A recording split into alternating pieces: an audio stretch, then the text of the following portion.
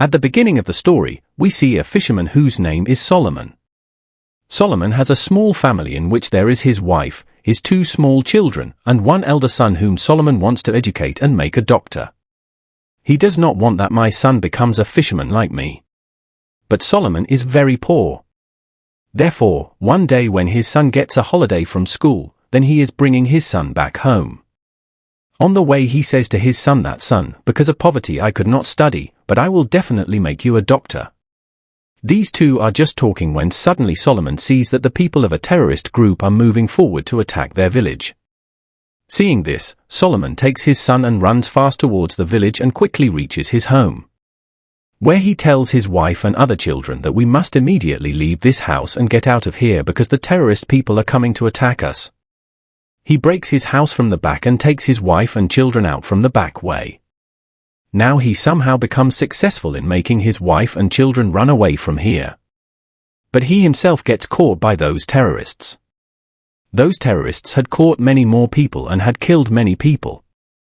In this terrorist group there were children also who hated the government, and anyone who supported the government, these terrorist people killed him. Now here the leader of the terrorist group is cutting the hands of people so that these people cannot vote for the government. When Solomon's turn comes and a terrorist is about to cut his hand, then the group's leader stops him. The group's leader sees that Solomon is strong and powerful. That is why these people seat Solomon into a jeep and take him to a place where many laborers were searching for raw diamonds in a river. These people torture these laborers a lot, and Solomon also is put to work of searching diamonds with them. Actually, this terrorist group does the business of these raw diamonds. In exchange for these raw diamonds, these people buy weapons so their army stays strong and can fight with the government.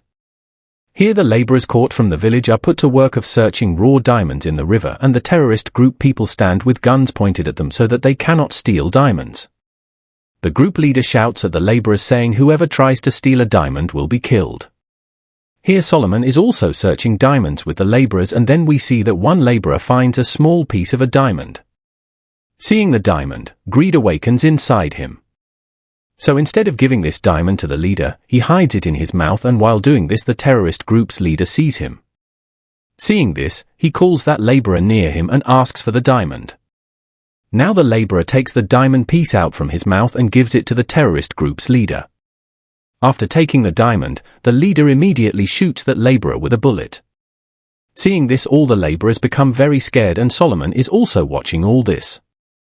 Now the scene cuts and we see the main character of this story, Danny, who comes near this terrorist group in a helicopter.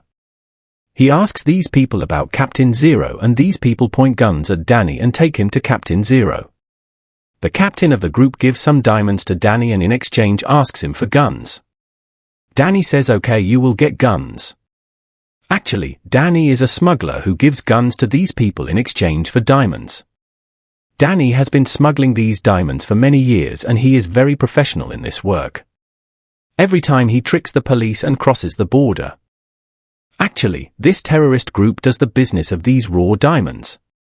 In exchange for these raw diamonds, these people buy weapons so their army stays strong and can fight with the government.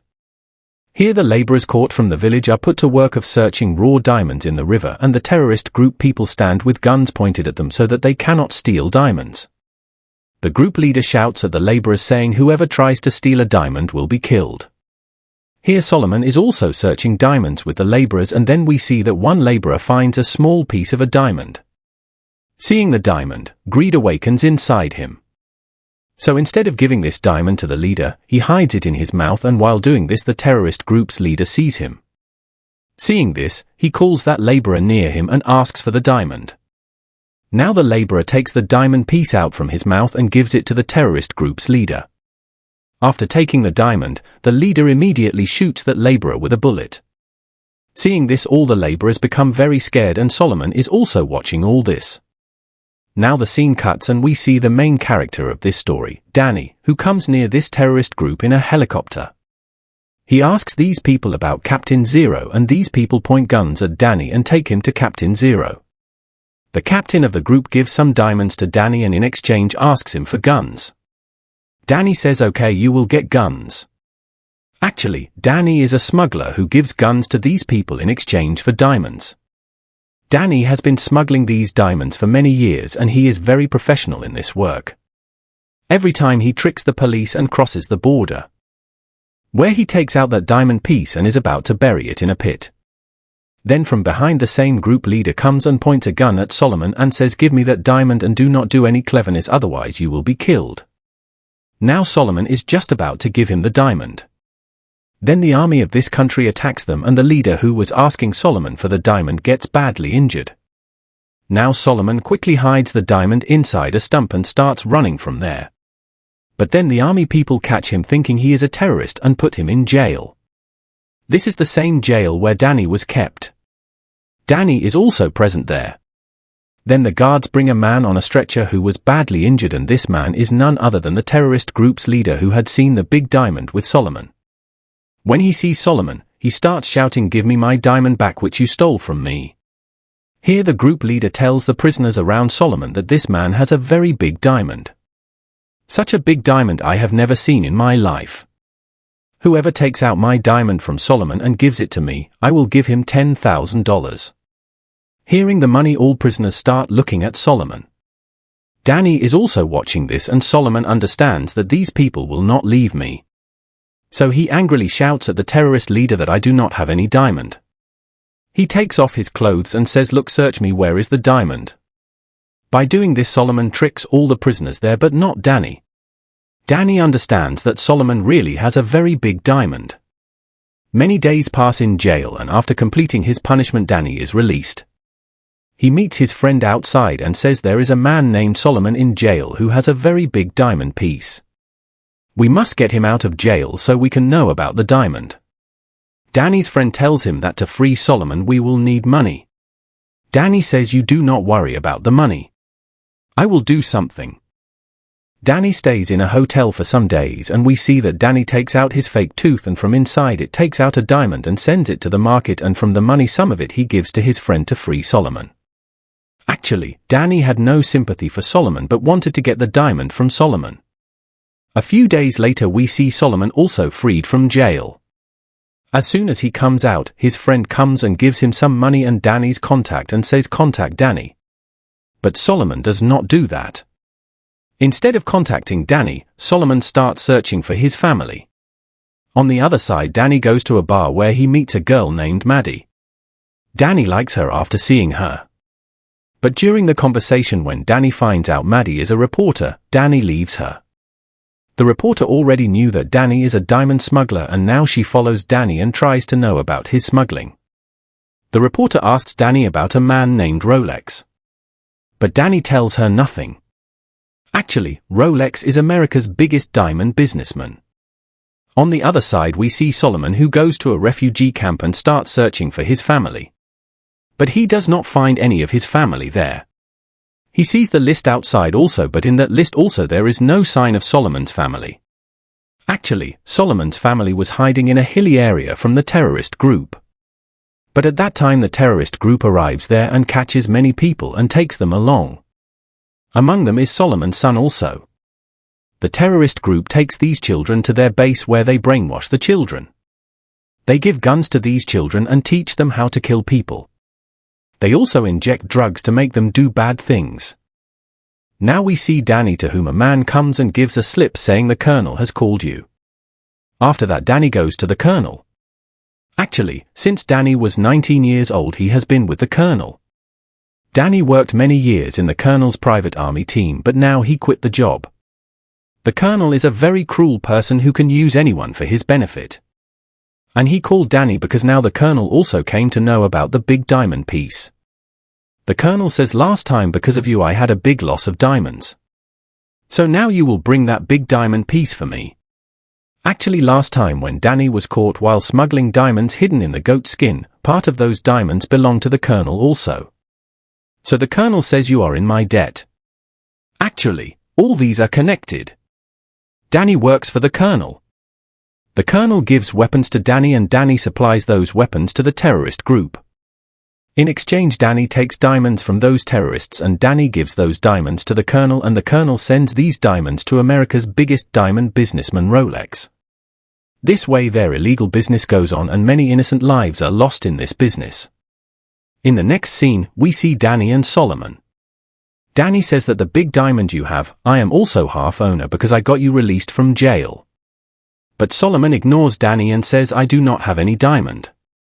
Danny says if you want to meet your family again, then in this world only I am the one who can make you meet your family.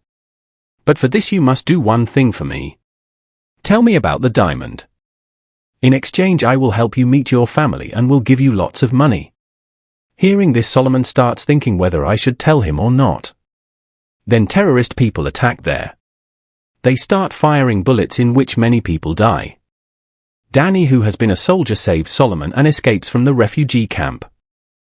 The reporter also arrives. Danny tells the reporter that I am ready to help you. Whatever information you want I will give you, but in exchange you must help us find Solomon's family because you are a reporter and you have all the data. The reporter agrees and takes them by helicopter to another refugee camp. When Solomon goes near the camp, he sees his family. Seeing them, he becomes very happy and his wife also becomes happy. But when Solomon does not see his elder son, he asks his wife, "Where is my elder son?" His wife starts crying and says the terrorist group took him. Hearing this, Solomon becomes very sad and starts shouting. The security people remove him, saying your name is not in the refugee list. These three again sit in the helicopter and leave. Solomon sees no other way to save his family. So he tells Danny, I will tell you the location of the diamond. But after that, whatever money comes with that, you will help me free my son. Danny agrees. Now they start preparing to go there. But going there was not easy because the terrorists were very dangerous. Danny says the man I work for is a colonel and he has a full army unit which can fight these terrorists. So we should go to him first. They agree and travel in a vehicle, then walk deep into the jungle. The jungle is very dense and after many hours of travel they get lost. They do not understand which way to go. Then tribal people surround them. But the reporter talks in their language and convinces them that we will not harm you, so do not harm us. Then they become friends and the jungle people take them to their place where they rest. There Danny sees the reporter is very worried. Danny asks the reason. The reporter says if I wanted I could live a peaceful life, but I did not choose that because I have a passion to save the world. I want to stop injustice and wrong work in any corner of the world. But now I am tired writing these sad stories because people are not affected. I want to tell those rich people that the jewelry they wear made of precious diamonds, the price of those diamonds is someone's hand or someone's life. If they know this truth, they will stop wearing those jewelries. But to bring this truth forward I need proof, and you can give me that proof. Danny becomes emotional and says I will give you all proof. Danny gives her the whole detail of illegal diamond smuggling. He tells her about himself, the colonel and America's biggest diamond businessman Rolex. He says behind this smuggling and deaths of innocent people also Rolex is responsible. The reporter asks him to give proof. Danny says I will give you all proof, but when I get that big diamond piece. The reporter asks, will you steal that diamond from Solomon? Danny smiles and says this diamond is my ticket to leave South Africa. So I will get that diamond at any cost. Next morning they reach a military camp which belongs to the colonel. Danny meets the colonel. The colonel tells Danny to join the military again because they will soon attack the terrorists. Danny explains not so soon because they will run. Danny says I and Solomon will go first, and after understanding the situation we will contact you, then you attack. The colonel agrees. Danny goes to the reporter and says I and Solomon are leaving. The reporter becomes emotional because she and Danny started liking each other. Danny gives her a diary which has the entire detail of Rolex and his raw diamond business. Danny says if I ever get a chance I will call you. Danny and Solomon start going towards the place where Solomon buried the diamond. After many hours of walking in the jungle, night comes. At night, while walking, a terrorist group vehicle arrives with some children holding guns, and among them Solomon sees his son. Seeing his son, Solomon cannot control himself and calls his son. Before his son sees him, the other boys see Solomon and start firing. Both run to save their lives and hide behind bushes. Because it is night and very dark, they cannot find them and leave. In the morning, Danny scolds Solomon that because of calling your son we could have died. Here,